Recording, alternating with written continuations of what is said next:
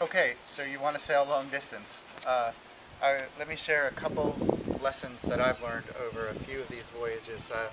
So far, I've made well, 2 practice runs and then this try here, so about 3 really long distance runs of 30 or more hours.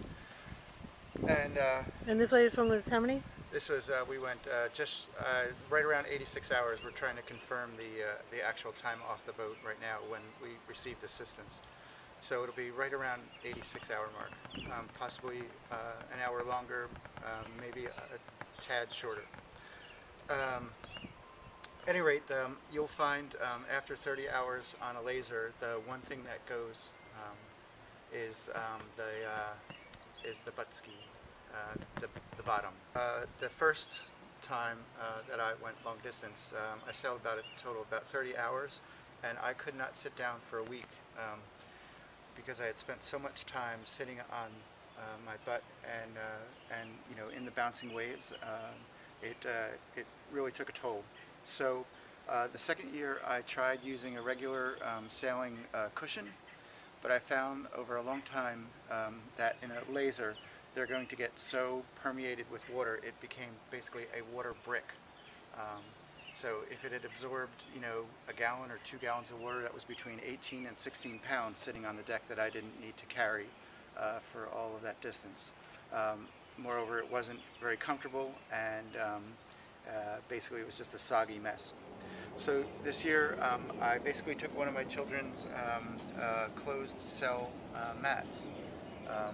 I know that my kids use these for rolling and tumbling and a lot of exercise, so I figured that they had a fairly good amount of cushion.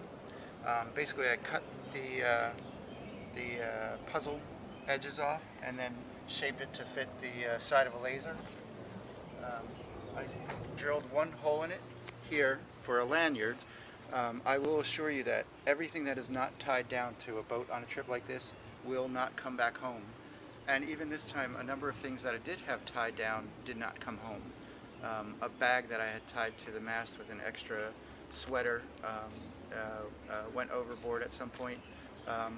My pair of reading glasses that were tied around my neck got lost at some point in a capsize.